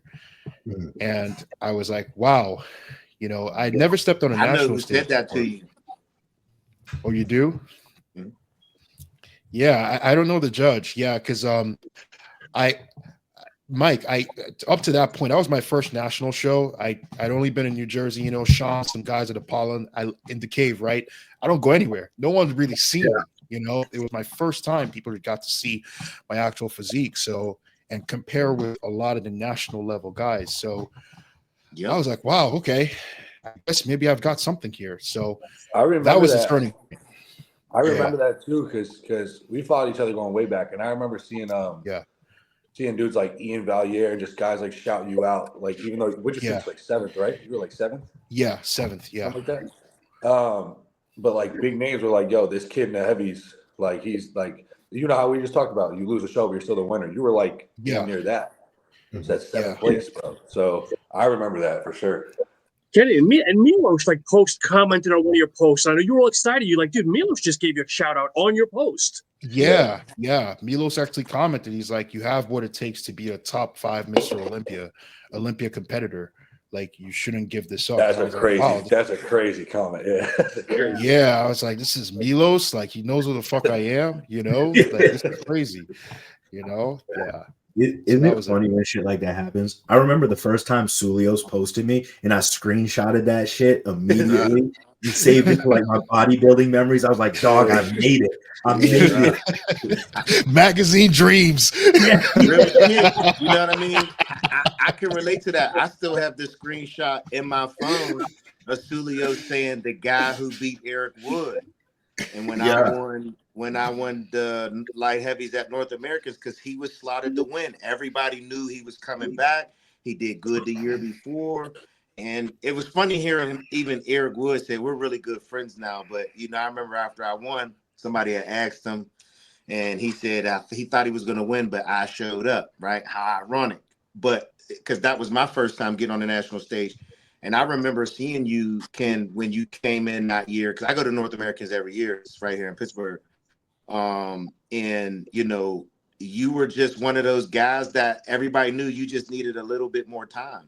You know what I mean? Because that's bodybuilding sometimes, man. Like, you're always good. Like, even right now, like where we're all at in our careers, we want to win right now, right? But we know we still probably just need a little bit more time, and just keep staying consistent. And what happened when you came back? Yeah. You know what I'm saying? It's like, but you needed to hear that, and you needed to see that for yourself when you looked at them pictures. Like, damn, I really wasn't that bad. You know what I'm saying? Like, maybe I do have what it takes. And it's cool when you get those positive affirmations from people like Milo and any bodybuilder give me a compliment, any coach. Yeah. You know what I mean? That means more to me than any of my Instagram followers. And it's no disrespect to my Instagram followers. You know what I'm saying? But people it's just people with opinions that like carry weight, that have value. You know what I mean? And Mike, like the little kid at your gym that's like, glazing you. Yeah. You know what I mean? And Mike, that's why that picture is pinned. The side tricep at nationals. That's why that's pinned on on my Yeah. Instagram. It's because of that. That was the moment for me, and it will always be the defining moment in my bodybuilding career, at least moving forward. So yeah. Chris, you haven't turned pro yet, but it's not an if, it's a win for you. Facts. That's I've gotten a lot of really good support over the years. I think for me, like I'm very, very hard on myself all the time. So I didn't do my first national show until 2023. And I coached myself for that. And I think I placed 11th out of like 38 guys in the heavyweights for that show. I was happy with it. I knew having to dial in that conditioning was going to be a big factor. But like people like Guy Cisternino is a good friend of mine. He was just like, I already look at you as a pro. He's like, it's just going to be a matter of time of when it happens. And I think with me, it's just kind of like then nationals this past year I nailed the conditioning. I was in the light heavies for that one, and placing didn't go as well as I thought. But with me, it's just, well, I got a lot of good feedback. Like Beef Stew gave me some good feedback. Nate Spear, even Keon and stuff, and Sean Clarita. It's just all like a Jose Raymond. Just they're all. It was nice getting all that. It's just like it's going to happen. Just keep showing up. Yeah. And then hearing like these guys that are like Mr. Olympia, Arnold Classic winners and stuff. And conditioning is like a lot of these guys is the name of the game. They see the potential. You know what I mean? It's the same thing with me. Like you were one of those guys that I saw at nationals, and I was like, your legs. I'm like, what the fuck, bro? Like I see somebody's legs like that. I know you train. You know what I'm saying? Oh, yeah, definitely. And it's just unfortunate sometimes, like you say, like you got to go through. I always tell you can't skip the struggle. It's gonna hit you at some point. You know what I'm saying? Like some people turn pro in 2 shows, then they hit the struggle when they become a pro, and sometimes it's vice versa. You know what I'm saying? Like we had Jordan on. I didn't know he did what? How many times did he do nationals, Mike? What did he say? Like he had done 12, like, 13 times? Yeah, I was gonna say 11 national shows or something like that. Are you talking about You know what I'm Jordan saying? Janowitz? Yeah. Yes. Yeah, I love Yeah, him. He's been doing it for a while. He told me the same thing. Like, just keep showing up, dude. Yes. Like, because when you do it for the right reasons, you're gonna get the result that you want. There are no external reasons for you. You do this because you like to do it. You want to win. You know what I'm saying? But you also like doing it. You know what I mean? Remember Kevin Levrone asked Ronnie, like, dude, why do you keep doing this? Like, you keep coming in 9th, 10th. You know what I mean? Ronnie's like, I just love doing it. I just like bodybuilding. I don't care about what you think of me. I don't care what the papers say. I don't give a shit. I like doing this. Exactly. There's just passion behind what I do. It's not for social media. It's not for sponsorships or to get my name out there. I literally do this because I love it. And I started doing this way before there was any social media that even existed. I just loved training. I like pushing myself as hard as I can go. And Luke, the update bodybuilders, was it Bodybuilders Without Borders that reposted you the other day? It was Sulios, bro. Sulios, it was Sulios. That update was crazy. So made me feel bad about myself. My God, damn. I gotta break 290 now, bro. I'm getting close. I gotta break 290. When was your moment that you were like, okay, this physique can turn pro? So it's kind of funny because the thing with me still, I mean, I'm young, I'm still 27, and I'm tall. Like I'm just under 6 foot, so it's always been a time thing for me. But it's weird because kind of like Ken, you would expect. I feel like most people would expect wins to be the thing that kind of makes you feel like you got it. But for me, it was 2022. I did the New York State. I kind of talked about this before where I thought I had the overall in the bag, and then I ended up losing. And that was supposed to be like my ticket for the next year. I wanted to do national show, my first national show the following year. And I was kind of like, all right, I wrap this overall up. That's my sign that I'm ready, right? And I lost to some guy who, all the respect in the world to him, but I just didn't think he was a good bodybuilder, straight up. And it made me like really question myself. I was like, I can't beat this fucking guy. How the fuck am I supposed to, go on to the next level and do what I want to do? But I think if I had won the overall like I was, probably supposed to, I wouldn't have gotten people reaching out to me the way that they did. So when I ended up losing, I think people could tell I was kind of like, I was pissed, right? And I had a lot of people, like I talked about, with opinions that carry weight, judges, coaches, pros, in my DMs, talking to me at the show, being like, bro, like even my own coach like said the same thing. Like they're like in 5-10 years from now, that guy's gonna brag about that he beat you in 2022 when you're a pro and he's retired, right? Because and I think if I had won that overall, like I planned on doing, or maybe I should have, they probably would have just assumed that I knew that I had it, right? Because we all kind of, like I said before, at least for me, I mean, I'm the worst judge of my physique. Like I said, I feel like we're like dog shit 24/7, right? So I judge, how I'm doing and what I look like based off the feedback I get from people, right? So when I have people, messaging me and reaching out to me on their own prerogative, on their own time, being like, yo, I saw that was the wrong call. Don't quit, keep moving. You're going to be there in a year or two, whatever. That was for me was like, oh shit, all these people really think that, you know what I mean? And there must be something there. And that was the moment for the first time that I actually believed, like, okay, like I for real, I'll be a pro. You know what I mean? Like I'm on my way. It's just time now, right? But it's weird how losses kind of do that for you more than wins. I feel like, at least for some people. You know what I mean? Oh, whenever I get my ass kicked on stage, it lights a fire, and I come back that much better the next time. Yeah. And that's why I'm worried because National is the only show I've ever lost. So New York's gonna be tough, man. It's gonna be mentally tough for me, man. Look, you hear that? You hear that? That's fucking crazy. That's the only show you ever lost. You want to hear something funny? So for me, the only time I've never placed inside a top 5 was at the Olympia. Literally. Yeah. That's a crazy one. What about what was that moment for you where you're like, oh, my physique can go pro, like I can do this? It's simple, man. It's the same thing as Luke, man. 2019. So 2019, 2018, after I won my first overall with my coach, I remember sending my coach my goals for 2019. He was coaching Zach Merkel at that time, and I knew Zach Merkel was going to turn pro. So when I won that 2018, that first bodybuilding show I ever won, I remember crying. I remember I put it right up there with the birth of my kids. You know what I'm saying? Like it's the birth of my kids, my marriage, and then that fucking bodybuilding competition.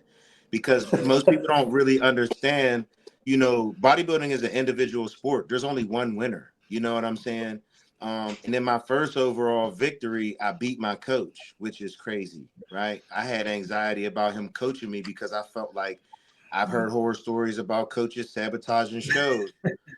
So when in 2019, we went down to West Virginia and I won the overall, and me and my coach didn't feel like I was ready for the Pittsburgh at that point. But Gary was so adamant, he's like, you got to do it. I'm going to talk to Morgan. So I ended up doing the Pittsburgh and I took second. And I remember so many people came to watch me because I felt like I was going to win it. Like I was on a high. I'm like, I won the West Virginia. I got this. I'm going to win this. And I lost to Antonio Cummings. He actually won the classic and he won the light heavy. Let me tell you, I was fucking pissed. But he went on to win his pro card, right? And I took second place. And I remember after that, everybody's like, trying to make excuses as to why I lost. And I said, no, I lost. I got to take my L's with the W's. And I remember seeing my family and trying to hold back tears because I could tell they was holding back tears. And I know a lot of people probably felt like at that time too, like I probably would quit or give up. But it lit another fire in me, especially when I got feedback from the judges and they told me I had to tighten up my midsection. So I remember after that, that was when I said, I know I can turn pro, especially after he won his pro card. I'm like, oh, I didn't lose to no bum. You know what I'm saying? So all I got to do is come back better the next year, which was 2020. I was hoping to do the Pittsburgh in 2020, but they canceled it because of COVID. But I went down to Georgia and I won the Georgia Open and I beat their Mr. Georgia. So I knew in 2019 when I lost and I took second place. That's why I always say second place can make you or break you.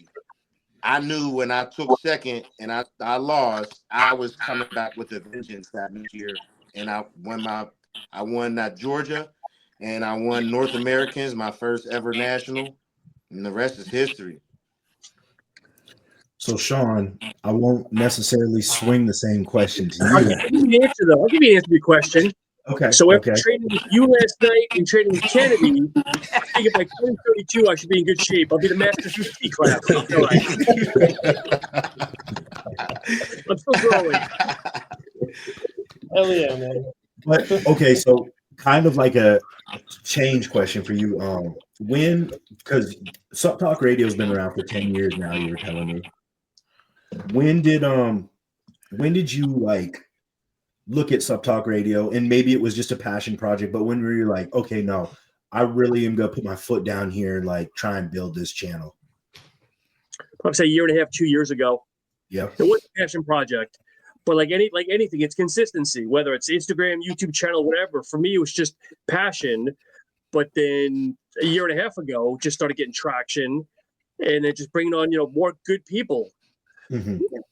It was kind of like baby steps, bringing on bodybuilders and fitness people and everybody else more in the industry. And I've enjoyed it because I guess, and we've talked about this, Kennedy and Mike, like I've always been a fan of the sport, but over like the 2000 teens, I lost a lot of passion. I felt like open bodybuilding was not where it was like in the 90s and 2000s, kind of in that transition in my mind.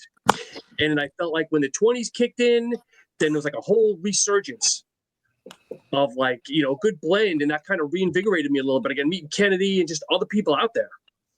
For sure. No, I definitely agree. I mean, I think bodybuilding's in one of the best places. I mean, since I've been part of bodybuilding, I mean, this is the best place bodybuilding's been in since I can remember. I agree with that. I've been saying it. I think 15 years from now, people are going to say this is the second golden era of bodybuilding. The talent pool is so deep. I don't think there's been a talent pool this deep since the 90s. Crazy. So yeah, we won't know till 15 years from now. Old heads might tend to disagree, but once again, I will stay out of DMs of legends and not talk my shit because that fires me the fuck up. You remember the one with Jimmy Mentis with Sean? That was. So, to be fair, I I love didn't Jimmy, talk my shit. I was a little starstruck. I was like, I'm not gonna talk shit to past Olympians, but I knew what I wanted to say. I was like, nah, man, I'm gonna put my foot down here. Kennedy, I got a question, and we'll go around the room here. So when I met you in 22, okay, you laughed at the statement. I said, should we bring back an overall 212 versus the overall Olympia winner? And at that point, it might have been Derek and Rami, and you laughed at me. You're like, fuck no. Fast forward now, looking at the caliber, do you think we should bring it back or no? I still say no because it's Mr. Olympia. Like, if the 212 guy can beat the Mr. Olympia, just compete in the Mr. Olympia. Well, that's the way I see it. I'm about to say, I think they should bring back the 202 class, bro. I think they should make that class even smaller because too many 212 guys are dominating. I mean, now it's kind of leaning back towards taller bodybuilders, but I mean, for the last few years, Hadi, Derek, like these guys are 212 guys. Even Bonac, they're 212 guys, dominating the open division, which like in my head, then they shouldn't have been in 212 at the first place. They should have just spent their time in open. I mean, but Luke, even with that, that's like a fraction. Like the guys from 212 that are actually winning open shows are like the top 4, top 5. Not and let me just say this. And let me just say this too. But let me. This is sorry, that I had before to realize. Before you finish, No, before you finish, I just wanted to say this. Like, if you put an example, say Derek won and Keon won, right? And then you put Derek and Keon next to each other to compare. It's more comparable there, right? But you have Keon in a Mr. Olympia lineup and Derek in a Mr. Olympia lineup. Keon may not get a chance to stand next to Derek when he's got Samson, Andrew, and all those guys. So that's why I say, like, but it's almost part like, of that, part of that too, though, is because he knows if he knows he's doing I mean, obviously, like he would need to take the time to grow, but like, and Keon still has room in the class, put size 100%. On. But like, I'm sure he's not. If he was preparing to compete against these bigger dudes, I'm sure he'd take his offseason a little more seriously. 100%. Gas a little harder, right? So like, you can't really compare it like 1-to-1 in that sense. I just think that class was made for guys with like Sean Clarita, right? Dude is a freak of nature, but no matter what he does not stand a chance in open. Time, Well, yeah, nothing. He doesn't stand a that's what I chance. was gonna say is that a lot of people forget. Well, a lot of people don't know because this was something like I said too, right? I've been in bodybuilding for a little while now, so I'm learning. The 212 and the 202 is for the shorter bodybuilders. That's exactly what I'm getting at. So you have Well, Hottie and Monak, right? Because it's also a crossover for like guys like myself, right? Like my last show, I weighed in at 211. When I turned pro, I'm basically was using 212 as a stepping stone. I want to compete in that. But exactly, You know what I'm exactly. saying? Doug, I'm that's my point. 5'6" and I'm too tall Doug, for the class. No, but hold on. That's the point. That's the point. That's exactly Yeah. my point. That's exactly my point. Is it should not be used as a stepping stone. It should be a separate thing entirely. If you're in the 202 or the 212 class, it's because you're structurally inadequate and you can't compete at that level. It's the same thing. I hate when dudes use in like an amateur level, they'll use classic as a stepping stone to open. It's like they're different things. They're not like if you either take your time and build the tissue to compete at an open level or do classic because your structure's better suited for that. Because Sean, well, go ahead, Ken. Sean, you brought. I love this question because it's like the Lee Priest effect, right? Lee Priest is great. Yeah, he's a great bodybuilder from the 90s. But how many pro shows could Lee Priest actually win in the 90s? Yes. Versus if there was a class for exactly guys my that were point. the same height as Exactly him. my point. You know what I mean? My point. Like he's always going to be at a disadvantage compared to all the other competitors. Like Doug. Yeah. I'll even use you as an example, right? You said you used kind of 212 as somewhat of a stepping stone, which means that you think in your head, theoretically, you said your last show you were 211. You at 230 could be competitive in the open. Yeah. Right. Which means you structurally have it. You just need to take that time to put the tissue on, which in my head should mean that that's where it should go. Right. Like I said, like with Sean, guy like Sean Clarita, it does not matter what he does. He needs a division to be competitive, like a 202 or a 212, where like he's competing against guys that are 5'4", 5'3". You know what I'm saying? Yeah. Like that dude, he's make that guy 5'10", 5'11". Like everyone says, he's probably the best in the world, right? This question is so triggering for me because there's nothing more annoying than when I hear people on the podcast say, get rid of the 212 class, just throw everyone in open. It's like, bro, there's like 3 or 4 people in the 212 that have a chance to win an open show. Like you can't just say because 3 or 4 people can do it, you get rid of an entire class. No, I'm not saying get baseless. I'm not saying not you, Luke, not you, but that's the rhetoric that's been going around on some of these top podcasts. If you're gonna have that mentality, why just get rid of classic altogether then? It's ridiculous. It's ridiculous. Because remember, in the 90s, there was no classic physique, there was no men's physique. It was just like Ken said, you was either bodybuilding or not. You know what I mean? When I first started competing, there was only bodybuilding. So it's like if you wanted to get better, like you had to put the time in and step up to grow into your class. Yeah. You know? So Dougie, so in a real world, what are you hoping to step on the stage of Pittsburgh? If you rub your crystal ball, dude. I should be around 220, maybe 225, hopefully. Ooh, that's a big Doug. So is that 5'6"? And that's another thing too. Like most people don't know, Sean Ray. When Sean Ray competed, he was like what 205, 206. He walked around at 225. You know, like being big is great. Like you want to be big, but let's be honest. There was bodybuilders when Ronnie was bodybuilding that was bigger than him, and they could not beat him. You know what I'm saying? So sometimes. And we all know bodybuilding is a subjective sport, and it's how do you look on stage standing next to everybody else. At that time, nobody cares about Doug, I have a question. I have a question with that. You just brought up Sean Ray. Like I said, this question, Sean knows how to push my buttons, man. Sean knows. He just knows. He came to life. Came to life, brother. Sean Ray, right? Sean Ray. Realistically, today in today's world. Can Sean Ray with that size place in an open lineup? Definitely different. Yes. Yeah, he can't.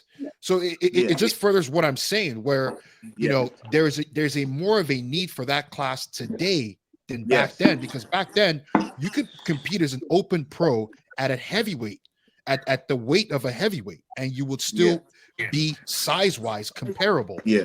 These days, that doesn't exist. It's not a thing. You know, I look at a guy like Nathan Epler. Nathan Epler, beautiful physique. He's he's peaked well, super balanced. He's got a beautiful flow. But what's his knock? He's too small. The guy is like what, 220, 225 on stage. It's like, and he was too that guy. He was too tall as a 212. You know what I'm saying? That guy in the 90s is actually comparable in size. He's not that small. Yeah. You know, it's just guys are so big today. Well, that's just the evolution of the sport. Yeah, it's the evolution of the sport. Like, guys are always going to get bigger, and that's why I always have a gripe when people talk about how shredded dudes were back in the day versus now. It's like, bro, there were so many guys. Like, I've been talking about Lee Priest. I forget who they were comparing to. I think it might have been Keon, like modern day. Keon is the fucking Keon comparison. Yeah, and I'm like, hey, I'm not bro, gonna talk shit about legends again, but damn it, nah. But like, bro, fanboys, just fanboy, fanboy. Nah, you can't even get on stage nowadays. If your glutes aren't in, you can't even get on stage without getting ripped to fucking pieces, bro. Do you know how many guys back in the day, even at a professional level, you know, that they're not like the top 5 in the world. They weren't even in great shape. You know what I mean? So like, a lot of them didn't flex their glutes either when they pose. Too. I know. Well, that too, and they're wearing like fucking diapers for trunks and shit. But like, it's just evolution of the sport, bro. It's just guys get bigger, they get in better shape. You know what I'm saying? And so like, Luke, you're funny as hell.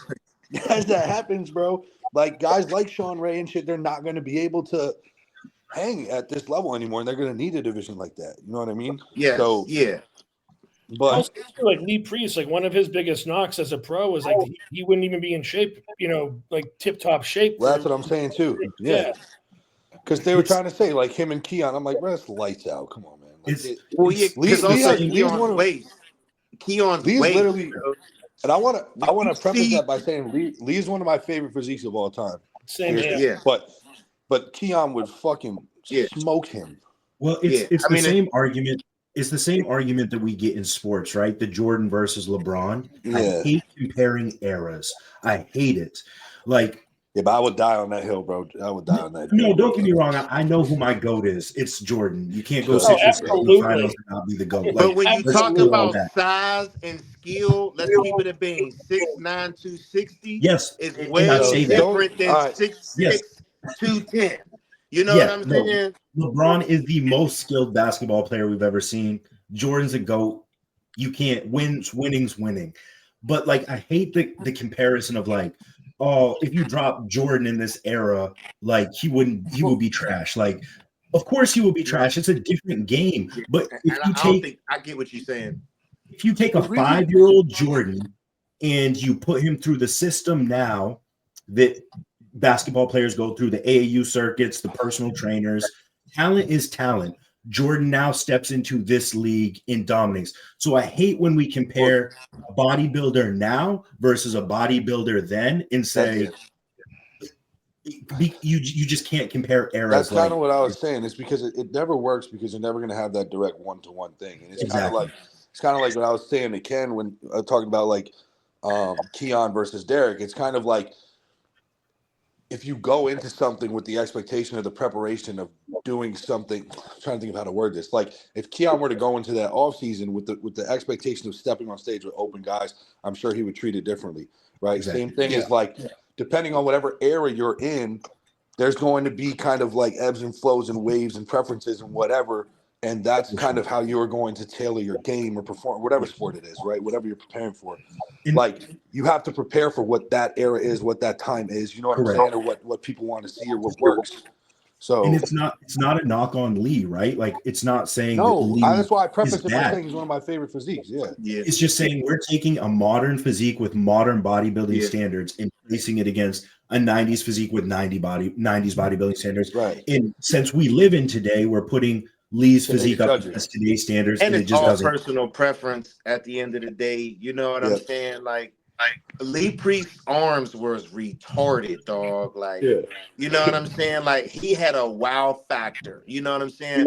But then it's like I think with Keon, the wow factor is the waist. I'd be like, bro, where the fuck did your waist go, dog? Like, how the fuck do you do that? I'm trying to do that. You know what I'm saying? Like, and you're right. You know, trying to compare eras is definitely tough. Sean Ray's one of my favorites. I love watching him pose. Like, I've stolen a lot of stuff from him in regards to posing. You know what I'm saying? I don't know him as a person too well. I met him a few times. I got to take a picture with him just because he's one of my favorite all-time bodybuilders. So I wear Did you throw that shit away? I wear two sets of trunks because I watched a video with him where he said, could you hear me? Yeah. Oh, I was watching a video doing cardio one time where he says he would buy two colors. He would wear one color in the morning and he would wear one color in the for the finals, so then he could tell the difference in how he looked at the prejudging and how he looked at night, and continued to use that. And I've been doing that since I was an amateur, you know what I'm saying? So that I can see which look is better. Because even Gary Udit said this to me. Said, stop focusing on that number on that scale and how do you look in the mirror. Yes, you want the scale number to move up, but how are you looking? Because this is something that a lot of people don't talk about. We see people every year sometimes, oh, I got to get to 250, got to get to 250. They get to 250 and they didn't bring up none of their leg and body parts. You know what I'm saying? And they're more focused on bringing up the number on the scale as opposed to actually connecting in the area of their body that they need to make progress in. You know, Yeah, so well, sometimes I had a conversation with Blue at one point too, where like my flaw for the longest time is my legs to match my upper body, right? And he was like, "We're just building a bigger you. We're not building a better you right now." You know what I'm saying? Like, we've got to focus on the area that needs to come up. So when you're 220 on stage or 240 on stage, it's not the same. Oh, he yes, looks good, but his legs don't yes, match, right? yes, It needs to be. I'd rather be the same body weight, but I'm balanced. You know what I yes, mean? And I look better than yes, chase this number, but I still have the same flaws because at the end of the day, like, you're only as strong as your weakest point, right? So like, if you have no legs, you have no back, you can't get in shape, whatever that issue is, that's always going to be your knock. And you're yep, you're only going to be able to get so far until you fix that. You know what I'm yep, saying? yep. I got two things. So one, Doug, do you still have that picture with Sean Ray? I think I do. I'd have to go back into my pictures on Instagram, but I think I do. Yeah. You should just throw it out. And He says you should just throw it out. You're don't funny as throw it hell. out. He But think about it. When he competed, he said a lot of unpleasant things too. You know, they say that's why he never won a Mr. Olympia, because he was too critical of the judges. Because he says whatever the fuck he wants. You know what I'm Dude's saying? just always Now, been a dickhead, then, bro. I don't follow him. I don't follow him because I didn't want to say it, but he just didn't come off to me as a genuine person. You know what I'm saying? But I still like him as a bodybuilder. You know what I mean? I think that's the only thing people really like about him, bro. Yeah, you know what I mean? Because You're right, Luke. yeah, I'll be honest. I'm gonna ask you, Ken, because we've all done some predictions. I don't know if you want to do predictions. I don't know if you like predicting your peers, but you can do specific order if you want. You don't have to. But what's your top 5 for the Arnold? Top 5. Samson is going to win it. Derek, second. Let me pull up this Arnold list so I have everyone in front of me. So Derek, because this second. It's a nice lineup. You got Andrew Jack. You got Akeem. Brandon. Akeem looks good. Akeem looks good, bro. He might sneak in my 5th spot. James Hollingshead. I just seen a. I got the list here. So Samson first. Second, I have Derek. Third, it's going to be Andrew. Wow. Fourth, and the reason why I put Andrew in third is he didn't come to Cali this time. I don't know if you've even seen the shots in Dubai.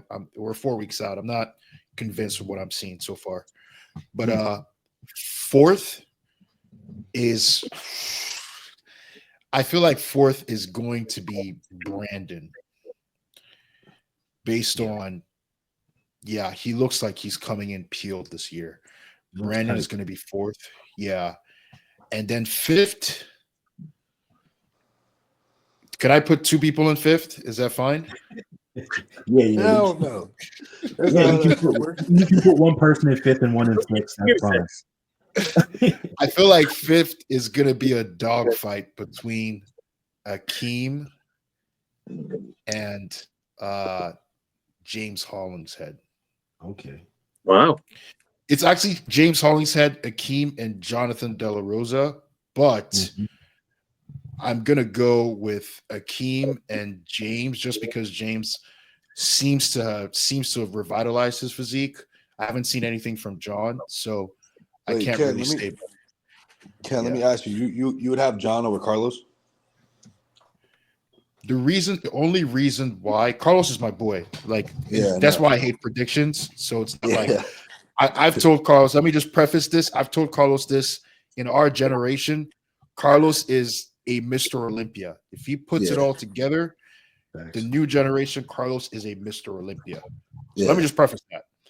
But just based on the pictures that I'm seeing, I would still put John on paper. Carlos should beat John, Yeah. but the condition is where I'm still leaning towards De La Rosa, Akeem, and Hollingshead for Carlos. Right. It's just the condition, yeah. Because we're 4 weeks out now. I mean, realistically, you have you only have 2 weeks. The last 2 Yeah. weeks is fuck all, you know. So, yeah. So that's why. Solid. Very solid. What's everybody watching right now? I need something good to binge the rest of the weekend. Somebody help me get through the rest of the weekend. Let me ask you first. Do you watch movies? You watch anime? What do you watch? I watch Series? movies. I love anime. If I'm watching a series, I need it to be like no longer than 8 parts, and Okay. I need an ending. I can't leave me on a cliffhanger. I Season won't wait 2? around for season 2. Fuck that Okay. shit. Because Watch before the my brain, second brain- season of Castlevania Nocturne. Oh, I watched oh that. man, Yeah, that We was binged okay. awesome. we binged that 2 weekends ago. Fantastic. Yeah, I did it Yeah. one day myself. Yeah, it was too good. Before my brain gets mush, I'm trying to catch up on all the solo leveling. I don't know if you've seen that. I gotta watch that. I heard that is an Watch awesome that. show. That is, bro. You got to see that, bro. So solo So leveling, you're the, and then you're yeah, the second 3. person that's told me that's amazing. Oh, you haven't watched the first season at all? No, I haven't watched Solo Leveling at all. Oh, they're on the second season now. Then I don't even need to tell you what other series to watch. That's what you got to do. Okay. Yeah. So That's what's up. all Well, right, Ken, boys. thank you so much, bro, for coming on. Thank you for taking the time. Absolutely, Mike. And honestly, thanks for having me, Chris. It's my first time meeting you. So it's been a pleasure. Dougie, it's good to see you. Luke, Luke and I go way back. Sean is my oldest, but Luke is next in line there. Luke and I go way back. So it's good to talk. Pleasure. And Sean, of course, my good friend. I got to see you before I become an asshole, in prep. So you got to come down soon. We're being the New York Pro with my pom poms, brother. Yeah. So it's a pleasure. Thanks for having me, guys. I'm gonna link your socials down, but in the description. But if you just want to shout out your socials on it, so people can give you a follow. So socials is Collosus Ken. So it's actually a double L and a single S. Collosus _Ken. So that's my Instagram, my YouTube, same thing. Collosus Ken.